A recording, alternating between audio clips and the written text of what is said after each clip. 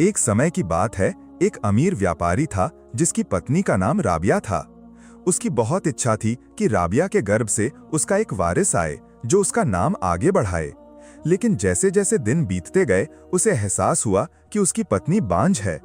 इससे वो बहुत दुखी और निराश हुआ क्योंकि उसका दिल एक बच्चे के लिए तड़प रहा था। बहुत सोचने के बाद उसने एक और शादी करने का फैसला किया ताकि उसका पिता बनने का सपना पूरा हो सके। उसने जुमाना नाम की एक लड़की को चुना। जुमाना जितनी सुंदर थी उतनी ही अच्छी उसकी प्रकृति भी थी। वो धार्मिक, विनम्र और आज्ञाकारी थी, इसलिए वो उसके लिए एक आदर्श पत्नी थी। शादी के कुछ ही समय बाद जुमाना गर्भवती हो गई और अपनी पहली सालगिरह से पहले ही उसने चांद जैसे एक प्याले बेटे को जन्म दिया जो उस व्यापारी का नाम आगे बढ़ाएगा। अपने बेटे को देखकर व्यापारी की खुशी का ठिकाना नहीं था। उसने सोचा कि आखिरकार उसका जीवन पूरा हो गया, लेकिन किस्मत उसके प्रति इतनी मेहरबान नहीं थी। बेटे के जन्म के कुछ दिनों बाद ही व्यापारी अचानक बीमार होकर मर गया। इससे जुमाना के दिल में गहरा दुख छा गया। व्यापारी ने अपनी मृत्यु से पहले एक वसीयत बनाई थी। उसमें उसने अपनी ज्यादातर संपत्ति अपने बेटे के नाम कर दी थी अगर वो बड़ा होता है। इस वसीयत ने राबिया के मन में बदले की आग लगा दी। उसे लगा कि सब कुछ उसकी सौतन और उसके बेटे के हाथ चला जाएगा। इसलिए उसने उन दोनों को खत्म करने के लिए एक साजिश रचनी शुरू कर दी। राबिया ने अपने भाई को बुलाया। उसका भाई एक कुख्यात और बुरे चरित्र वाला व्यक्ति था। वो राबिया के साथ उनके घर में रहने लगा जहां जुमाना और उसका बेटा रहते थे। राबिया का भाई जुमाना के करीब आने के लिए तरह तरह के बहाने बनाने लगा, लेकिन जुमाना अपनी जगह पर अडिग रही और उसने उसे कोई मौका नहीं दिया। इससे राबिया के भाई का गुस्सा बढ़ गया। उसने अपनी बहन के साथ मिलकर बदला लेने की साजिश रची। एक रात जब जुमाना अपने कमरे से बाहर थी, राबिया का भाई एक गूंगे लड़के को ले आया जो उनके घर में नौकर का काम करता था। राबिया और उसके भाई ने उसे इतना मारा कि वो बेहोश हो गया। फिर उन्होंने उसे जुमाना के बिस्तर के नीचे छिपा दिया। जब जुमाना कमरे में लौटी तो राबिया अचानक चिल्लाती हुई सड़क पर आ गई। वो इस तरह से चिल्लाने लगी जैसे वो बहुत डरी हुई और हैरान हो। पड़ोसी राबिया की चीख सुनकर उसके घर की ओर दौड़े। राबिया रोते हुए बोली कि जुमाना उनकी गैर मौजूदगी में एक लड़के के साथ व्यभिचार में लिप्त थी। उसने अपने मृत पति का भी सम्मान नहीं किया। पड़ोसी ये सुनकर दंग रह गए। वे जल्दी से जुमाना के कमरे में गए और गुस्से में उससे पूछने लगे कि लड़का कहाँ है। जुमाना हैरान रह गई और उन्हें कुछ समझ नहीं आया कि वे क्या कह रहे हैं। उसके पास खुद को निर्दोष साबित करने का समय नहीं था क्योंकि कुछ लोग तब तक कमरे की तलाशी लेना शुरू कर चुके थे। अचानक एक ने बिस्तर के नीचे छिपे गूंगे लड़के को देखा। उन्होंने उसे बाहर खींच लिया और मारने लगे। उन्होंने सोचा कि वो दोषी है। उसे खुद को निर्दोष साबित करने का कोई मौका नहीं मिला। जुमाना को भी अपनी स्थिति समझाने का मौका नहीं मिला। इसी तरह जुमाना और उसके शिशु पुत्र को गिरफ्तार कर लिया गया और व्यभिचार और विश्वासघात के आरोप में जेल भेज दिया गया। जेल में एक न्यायाधीश उससे मिलने आया। जुमाना को देखकर वो उसकी सुंदरता पर मोहित हो गया। उसने प्रहरियों को जाने के लिए कहा और कहा कि वो अकेले उससे बात करेगा। जब वे अकेले थे तो उसने जुमाना से कहा कि वो उसे रिहा कर सकता है अगर वो उसकी सभी बातें मानती है। लेकिन जुमाना ने उसके प्रस्ताव को सख्ती से ठुकरा दिया। उसने कहा कि वो पूरी तरह से निर्दोष है और उसे न्याय करना चाहिए। जुमाना के इस जवाब से न्यायाधीश को अपमानित महसूस हुआ। उसने जुमाना और उसके शिशु पुत्र को राज्य से निर्वासित कर दिया। इतना ही नहीं, उनकी सारी संपत्ति राबिया के नाम जब्त कर ली गई। जुमाना के पास अपने कपड़ों के अलावा कुछ नहीं बचा। फिर भी जुमाना ने धैर्य रखा और अल्लाह पर विश्वास रखा। वो हर पल अल्लाह से प्रार्थना करती रही कि अल्लाह उसे इस मुसीबत से बचाए। उसे विश्वास था कि उसकी प्रार्थना आज या कल अल्लाह जरूर स्वीकार करेंगे। जुमाना की मुसीबतें यहीं खत्म नहीं हुईं। जिस जहाज पर उसे निर्वासित किया गया था, उसका कप्तान उसे देखकर मोहित हो गया और उसे अपना बनाने के लिए लालची हो गया। उसने सोचा कि जुमाना अकेली और कमजोर है। उसने उसे जबरदस्ती अपनी इच्छा के आगे झुकने के लिए मजबूर करने की कोशिश की, लेकिन जुमाना ने उसका कड़ा विरोध किया। इससे कप्तान का गुस्सा बढ़ गया। जब वो उस पर हमला करने की कोशिश कर रहा था तो उसका बच्चा जोर जोर से चिल्लाने लगा। इससे नाविक दौड़े। कप्तान डर गया कि उसका काम सबके सामने उजागर हो जाएगा। उसने सबके सामने दावा किया कि जुमाना उसे लुभाने की कोशिश कर रही थी। उसने सभी को जुमाना से दूर रहने की चेतावनी दी। उसने कहा कि जुमाना एक बुरे चरित्र वाली महिला है और सभी को उससे सावधान रहना चाहिए। इसी तरह जुमाना की मुसीबतें बढ़ती गईं, लेकिन उसने अल्लाह से उम्मीद नहीं खोई। वो अपने सिद्धांतों पर अडिग रही और उसके साथ हुए अन्याय और साजिश के आगे झुकने से इनकार कर दिया। कप्तान और भी क्रूर हो गया और उसने जुमाना और उसके बच्चे को एक छोटी नाव में समुद्र में फेंकने का आदेश दिया। जुमाना ने उससे अनुरोध किया कि कम से कम बच्चे को जहाज पर रहने दिया जाए, लेकिन किसी भी नाविक ने उसकी बात नहीं सुनी। इसी तरह उन्होंने माँ और बेटे को समुद्र में उनके अंधेरे भाग्य का सामना करने के लिए छोड़ दिया। 2 दिनों तक जुमाना लहरों के बीच तैरती रही, लेकिन उसे पता नहीं था कि नाव कहाँ जा रही है। नाव उसे एक तटीय गांव के किनारे ले गई। जुमाना भूखी और थकी हुई थी, लेकिन उसने किसी तरह खुद को संभाला। उसने अपने बच्चे को गोद में उठाया और धीरे धीरे रेत पर चलने लगी। एक समय वो थक कर जमीन पर गिर गई। जुमाना को पता नहीं था कि जिस जहाज से उसे फेंका गया था वो एक भयानक तूफान की चपेट में आकर डूब गया था। अल्लाह ने अपनी रहमत से उसे एक ऐसी दुर्भाग्य से बचाया था जो पहले उसे एक भयानक घटना लगी थी, लेकिन वास्तव में ये उसके धैर्य और विश्वास के लिए अल्लाह की ओर से एक आशीर्वाद था। ठीक उसी पल एक मछुआरे ने जुमाना और उसके बच्चे को तट पर पड़ा देखा। वो उन्हें अपने घर ले गया। उसकी पत्नी ने उनकी देखभाल करके उन्हें स्वस्थ किया। जुमाना के स्वस्थ होने के बाद एक दिन मछुआरे की पत्नी घर पर नहीं थी। मछुआरा जुमाना की सुंदरता देखकर मोहित हो गया और दरवाजा बंद करके उसकी ओर बढ़ा। जुमाना उसके ऐसे व्यवहार को देखकर हैरान रह गई और उसे सख्ती से ठुकरा दिया। इससे मछुआरे को गुस्सा आ गया और उसने कहा कि उसने और उसके बच्चे को उसी ने बचाया है। जुमाना ने शांति से कहा, सच्चा रक्षक अल्लाह है। अगर वो मुझे नहीं बचाता तो अल्लाह किसी और को भेजता, क्योंकि इंसानों की किस्मत अल्लाह के हाथ में होती है। उसने ये भी कहा कि उसके जीवन की सारी समस्याएं एक परीक्षा हैं और उसका ये काम भी उसके लिए एक परीक्षा है। अगर वो उस पर दया करता है तो अल्लाह उसे पुरस्कृत करेगा, और अगर वो अन्याय करता है तो वो खुद ही पीड़ित होगा। मछुआरों का गुस्सा और बढ़ गया। उसने जुमाना और उसके बच्चे को घर से बाहर खींच लिया और उसी नाव में डालकर फिर से समुद्र में धकेल दिया। जुमाना अपने बेटे के लिए रोने लगी, लेकिन मछुआरे का दिल पत्थर का हो गया था। उसने उन्हें लहरों में तैरने के लिए छोड़ दिया। तेज हवाओं से नाव सागर की गहराई में जा रही थी। जुमाना रोते रोते अपने बच्चे को सीने से लगाकर सो गई। वो अल्लाह से प्रार्थना करने लगी कि वो उन्हें बचाए। फिर से वो 2 दिनों तक समुद्र में तैरती रही। लहरें उसे एक सुनसान द्वीप पर ले आईं। वो डरते डरते किनारे पर उतरी।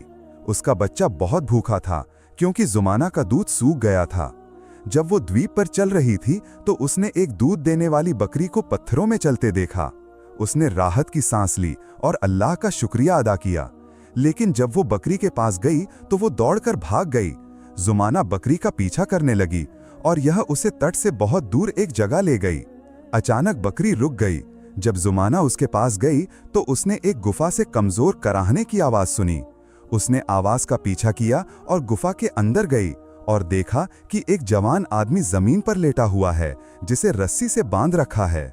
वो बहुत कमजोर था और ऐसा लग रहा था कि वो बहुत दिनों से यहाँ है। जुमाना जल्दी से उसके पास गई। उसने उसकी रस्सी खोली, उसे पानी दिया और उसकी देखभाल की जब तक कि वो स्वस्थ नहीं हो गया। उसकी पोशाक और चेहरा देखकर लगा कि वो एक साधारण इंसान नहीं है। जुमाना ने उससे उसकी कहानी पूछी। युवक ने कहा कि वो एक अमीर व्यापारी है। उसका नाम सावन है। वह उसी राज्य से आया है जहां जुमाना रहती थी। उसने कहा कि उसके चचेरे भाई ने उसके साथ विश्वासघात किया है, क्योंकि वह उसकी दौलत का लालच कर रहा था।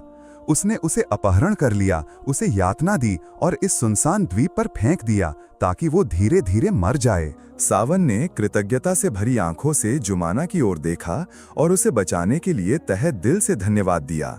जुमाना ने शांति से मुस्कुराया और कहा कि असली रक्षक अल्लाह है और वो केवल एक माध्यम थी। उसने ये भी कहा कि उसके जीवन की सभी घटनाएं एक किस्मत का खेल थीं, जिसे अल्लाह ने उसे बचाने के लिए रचा था। सावन ने जुमाना से उसके बारे में पूछा। जुमाना ने उसे सब कुछ बताया। व्यापारी जुमाना की कहानी सुनकर भावुक हो गया। उसने अल्लाह को अपनी जान बचाने और जुमाना से उसे मिलाने के लिए शुक्रिया अदा किया। उसने राज्य लौटने का फैसला किया। उसने जिस नाव से जुमाना आई थी उसे मरम्मत किया और उसमें पाल लगा दिए। फिर उसने सही समय का इंतजार किया जब हवा राज्य की ओर बह रही थी। वो जुमाना, उसके बच्चे और बकरी को लेकर नाव पर सवार हो गया। फिर वे अपने देश की ओर यात्रा शुरू कर दिए। जब सावन राज्य पहुंचा तो उसके चचेरे भाई ने उसके लिए एक शोक सभा का आयोजन किया था। उसने झूठा रोकर सभी को बताया था कि सावन समुद्र में डूबकर मर गया है और उसने खुद उसकी मौत देखी है। जब वो लोगों के सामने भाषण दे रहा था तो पीछे से एक जोरदार आवाज ने उसे रोक दिया। सभी हैरान होकर देखने लगे कि सावन उनके सामने जीवित खड़ा है और वो सीधे अपने चचेरे भाई की ओर देख रहा है। सावन का चचेरा भाई डर से जम गया। सावन ने उसे ज्यादा समय नहीं दिया क्योंकि उसने पुलिस को अपनी पूरी कहानी बताई थी और उन्हें अपने साथ लाया था। पुलिस ने उसे गिरफ्तार कर लिया। लोग सावन के लौटने पर बहुत खुश हुए और उसे वापस पाने के लिए चिल्लाने लगे, क्योंकि वो अपने राज्य के लोगों के लिए बहुत प्यारा था और उसकी मौत की खबर सुनकर सभी दुखी थे। जब उन्होंने उसे जीवित देखा तो उनकी जान में जान आ गई। सब कुछ सामान्य होने के बाद सावन ने सबके सामने जुमाना को शादी का प्रस्ताव दिया। जुमाना उसकी बात सुनकर इतनी भावुक हो गई कि उसकी आंखों में आंसू आ गए, लेकिन उसने एक शर्त रखी। वो सबके सामने अपनी बेगुनाही साबित करना चाहती थी। सावन तुरंत राजी हो गया। सावन का राजा के साथ अच्छा संबंध था। वो राजा के पास गया और जुमाना की कहानी और उसकी शर्त बताई। राजा जुमाना की मांग को पूरा करने के लिए राजी हो गए, क्योंकि वो एक न्यायप्रिय राजा थे। उन्होंने जुमाना और उसके पति सावन को अपने महल में लाने का आदेश दिया। उन्होंने इस मामले से जुड़े सभी लोगों को बुलाया, राबिया, उसके भाई और गूंगे लड़के को भी। लड़का अभी भी जेल में था क्योंकि उसे अपनी बात कहने का मौका नहीं दिया गया था। जब लड़का न्यायाधीश के सामने खड़ा हुआ तो राजा ने अपने कर्मचारी को एक ऐसे व्यक्ति को लाने के लिए कहा जो गूंगों की भाषा जानता हो। उस व्यक्ति के माध्यम से लड़के ने पूरी घटना बताई। उसने बताया कि राबिया और उसके भाई ने उसे जुमाना के कमरे में कैसे बुलाया और उसे मारकर बेहोश कर दिया। इसके बाद राजा ने उस न्यायाधीश को बुलाया जिसने जुमाना को सजा सुनाई थी। राजा ने कठोर स्वर में उससे पूछा कि उसने जुमाना को इस मामूली सबूत के आधार पर कैसे दोषी ठहराया और उसने जुमाना को अपनी बात कहने का मौका क्यों नहीं दिया। न्यायाधीश कोई जवाब नहीं दे सका और बहुत शर्मिंदा महसूस किया। ठीक उसी पल लोगों की भीड़ से एक महिला सामने आई। जुमाना उसे देखकर दौड़कर गले लग गई। वो वही मछुआरे की पत्नी थी जिसने पहली बार तट पर मिलने के बाद उसकी देखभाल की थी। महिला ने सबके सामने कहा कि उसके पति ने उससे कहा था कि जुमाना स्वेच्छा से घर छोड़कर चली गई है। उन्होंने चिंतित होकर जुमाना से पूछा, क्या ये सच है? मछुआरों का चेहरा पीला पड़ गया। जब उसने देखा कि उसकी पत्नी जुमाना के बगल में खड़ी है तो वो घुटनों के बल बैठ गया और रोते हुए जुमाना से अपनी गलती के लिए माफी मांगी। जब सभी शांत हो रहे थे तो एक और आदमी आकर अपने घुटनों पर बैठकर रोने लगा। उसने भी माफी मांगी। वो वही जहाज का कप्तान था जिसने जुमाना और उसके बच्चे को समुद्र में फेंक दिया था। उसने कहा कि वो उन कुछ लोगों में से एक था जो तूफान में जहाज डूबने के बाद भी बच गए थे, लेकिन उस दिन से वो शांति से नहीं रह पाया। अपराध बोध उसे सता रहा था। जब उसने जुमाना और उसके बच्चे को जीवित देखा तो उसने अल्लाह का शुक्रिया अदा किया और जुमाना के पैरों में गिरकर माफी मांगी। जुमाना ने उनकी ओर दया भरी आंखों से देखा और शांत स्वर में कहा कि उसने उन्हें माफ कर दिया है और उनके खिलाफ कोई शिकायत नहीं करेगी। उसके लिए इतना ही काफी है कि सच्चाई साबित हो गई है। न्यायाधीश जुमाना की क्षमा देखकर मोहित हो गए। वह उनके पास गया और अपनी गलती के लिए माफी मांगी। जुमाना ने उसे भी माफ कर दिया। इससे न्यायाधीश और भी हैरान हो गए। तब राबिया का भाई जुमाना की ओर मुड़ा और माफी मांगी। उसने अपनी बहन से कहा, बहन, मैंने बहुत गलतियां की हैं, हमें माफी मांगनी चाहिए। इस लड़की को अल्लाह ने हमसे ऊपर रखा है। राबिया अपने भाई की ये बात सुनकर हैरान रह गई और गुस्से में चिल्लाकर बोली, क्या तुम पागल हो गए हो? वह हंसा और जवाब दिया, मैं अब जितना स्वस्थ हूं उतना पहले कभी नहीं था। राबिया समझ गई कि उसके पास भागने का कोई रास्ता नहीं है। वह झुककर जुमाना के सामने सिर झुकाया, लेकिन जुमाना ने अपने दयालु हाथ से राबिया का सिर ऊपर उठाया और उसे गले लगा लिया। राबिया भावुक हो गई और रोते हुए जुमाना से तहे दिल से माफी मांगी। राजा ने जुमाना से हैरान होकर पूछा, तुम इतने लोगों के पापों को कैसे माफ कर सकती हो? तुम तो अपने अधिकार वापस पाना चाहती थी और सच्चाई साबित करना चाहती थी।